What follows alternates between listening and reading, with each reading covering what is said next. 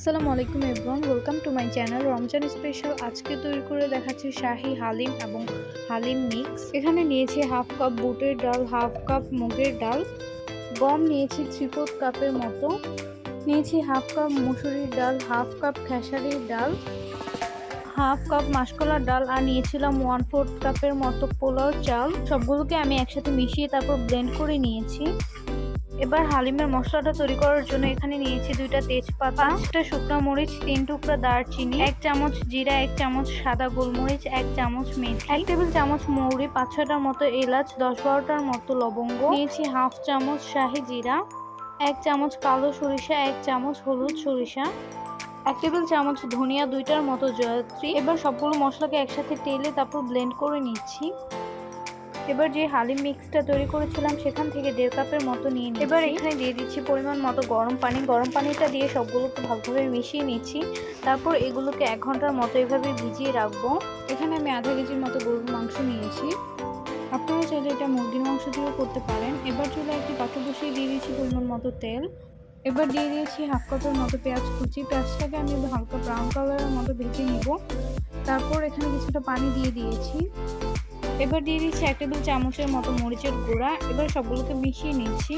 দিয়ে দিচ্ছি half table চামচ হলুদের গুঁড়া, হাফ চামচ ধনিয়ার গুঁড়া। সবগুলোকে ভালোভাবে মিশিয়ে নিচ্ছি।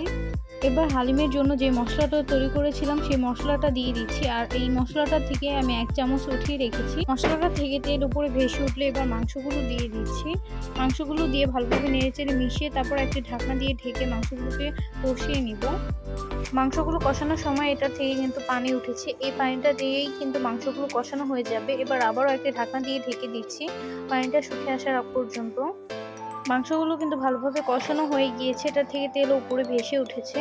এই পর্যায়ে দিয়ে দিচ্ছি 3 কাপের মতো ফুটন্ত গরম পানি। পানিটা দিয়ে সবগুলো ভালোভাবে মিশিয়ে নিচ্ছি। তারপর আগে থেকে ভিজিয়ে রাখা হালিমের মিক্সটা দিয়ে দিচ্ছি। এবার সবগুলোকে ভালোভাবে নেড়েচেড়ে মিশিয়ে কিছুক্ষণের মতো এগুলোকে রান্না করে নিব। একটি ঢাকনা দিয়ে ঢেকে দিচ্ছি। ঢাকনা উঠিয়ে কিছুক্ষণ পর নেড়েচেড়ে দিতে হবে।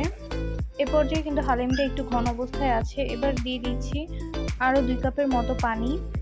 পানিটা দিয়ে এবার সবগুলোকে নেড়েচেড়ে মিশিয়ে নিচ্ছি।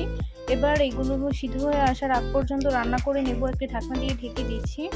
কিছুক্ষণ রান্না করার পর এবার হালিমের যে মশলাটা উঠিয়ে রেখেছিলাম সেই মশলাটা দিয়ে দিচ্ছি। দিয়ে দিচ্ছি পরিমাণ মতো লবণ। হালিমটা রান্না করা হয়ে গিয়েছে। এবার এটাকে চুলা থেকে নামিয়ে নিচ্ছি। এবার হালিমটাকে পরিবেশন করছি। দিয়ে দিচ্ছি কিছু আদা কুচি, কিছু ধনেপাতা কুচি, কাঁচামরিচ কুচি, পেঁয়াজ বেরেস্তা আর একটা পেঁয়াজ, দিয়ে দিচ্ছি লেবু। তো তৈরি হয়ে গেল একদম সহজ পদ্ধতিতে শাহী হালিম।